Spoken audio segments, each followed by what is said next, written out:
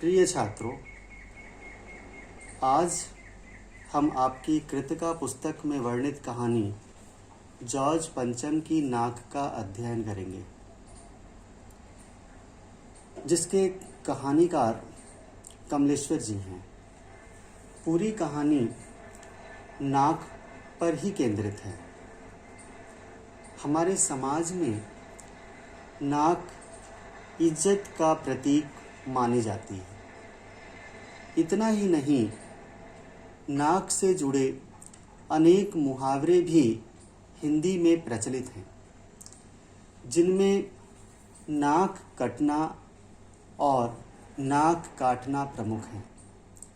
इसी मुहावरे के अर्थ का विस्तार करते हुए पाठ में इसका व्यंग्यात्मक उपयोग किया गया है। इस कहानी में कहानीकार ने अंग्रेजी हुकूमत से आज़ादी मिलने के बाद भी सत्ता से जुड़े लोग जैसे नेताओं, अधिकारियों आदि की गुलाम मानसिकता और विदेशी आकर्षण पर गहरी चोट की है।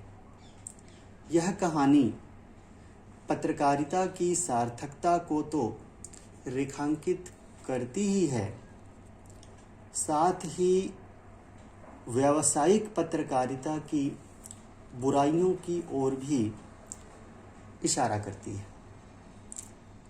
अब आप पाठ पर ध्यान दीजिए।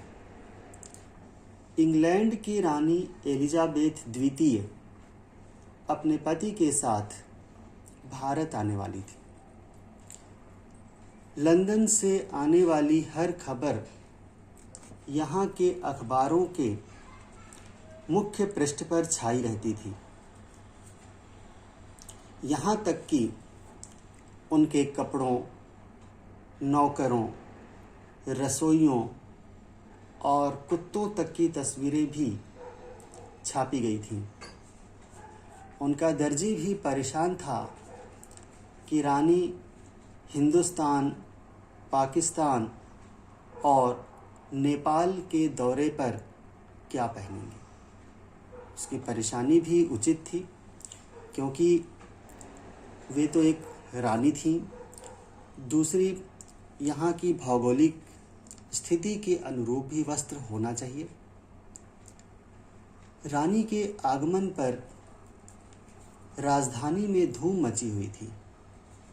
रानी को जिस मार्ग से गुजरना था, उसकी मरम्मत की गई, सफाई की गई। सड़क के किनारे की इमारतों का रंग रोगन करके उन्हें सजाया गया, प्रकाश की व्यवस्था की गई। पर एक मुश्किल सामने आ गई। नई दिल्ली में जॉर्ज पंचम की मूर्ति की नाक गायब हो गई। इंग्लैंड की रानी देश में आ रही थी और जॉर्ज पंचम की मूर्ति की नाक न हो तो यह तो देश के लिए नाक कटने वाली बात थी। उच्च स्तर पर सलाह मशवरा किया गया और उसके बाद एक मूर्तिकार को नाक लगाने का काम दे दिया गया। मूर्तिकार नाक का पत्थर ढूंढने के लिए देश के पहाड़ी प्रदेशों का दौरा करके निराश होकर लौट आया। उसके बाद उसने एक उपाय प्रस्तुत किया। उसने शर्त रखी कि यह बात अखबार वालों तक न पहुंचे। फिर उसने कहा कि देश के महापुरुषों की मूर्तियों की नाक काटकर यदि लगा दी जाए तो इसकी भी अनुमति उसे मिल गई। अब वह देश के महापुरुषों की मूर्तियों की नाक का नाप लेने के लिए देश के दौरे पर निकल पड़ा।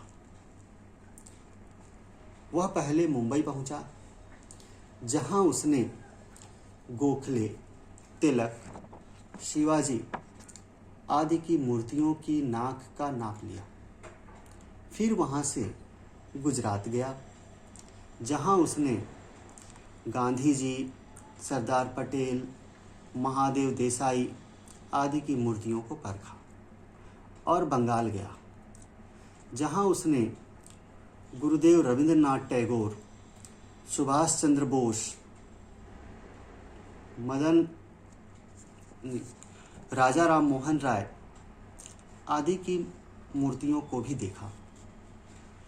फिर बिहार होते हुए उत्तर प्रदेश आया, जहाँ उसने चंद्रशेखर आज़ाद, मदन मोहन मालवीय, मोतीलाल नेहरू आदि की मूर्तियों की नाक का नाप लिया। फिर मद्रास, केरल होते हुए वह पंजाब पहुंचा, जहां उसने लाला लाजपत राय, भगत सिंह आदि की मूर्तियों के नाक का नाप लिया। पर जॉर्ज पंचम की नाक से सब बड़ी निकली। फिर वह सन 42 में बिहार सेक्रेटेरिएट के सामने शहीद होने वाले बच्चों की मूर्तियों की नाक का नाप लिया, पर उन बच्चों की नाक भी बड़ी निकली। अर्थात कहने का तात्पर्य यह है कि यहाँ के बच्चों की इज्जत भी जॉर्ज पंचम से अधिक थी। जैसा कहा गया है कि नाक बड़ी निकली, अर्थात इनकी इज्जत उससे अधिक थी। अंत में मूर्तिकार ने सुझाव प्रस्तुत करते हुए कहा कि इस बात का पता किसी को भी नहीं लगना चाहिए और उसने यह सुझाव दिया कि देश की 40 करोड़ जनता में से किसी भी जिंदा व्यक्ति की नाक काटकर लगा दी जाए। इसकी भी इजाजत मूर्तिकार को दे दी गई। अखबारों में केवल इतना छपा कि नाक का मसला हल हो गया है और इंडिया गेट के पास वाली जॉर्ज पंचम की मूर्ति पर जिंदा नाक लगाई गई है, जो बिल्कुल पत्थर की नहीं लगती। उस दिन अखबारों में किसी प्रकार के उद्घाटन, अभिनंदन और स्वागत समारोह की खबर नहीं छपी। अखबार वाले देश के किसी जिंदा व्यक्ति की नाक काट कर लगाने के कारण अपना विरोध जता रहे थे। ऐसा लग रहा था जैसे जॉर्ज पंचम की मूर्ति पर किसी व्यक्ति की जिंदा नाक काटकर लगाने से संपूर्ण देशवासियों की नाक कट गई थी। धन्यवाद।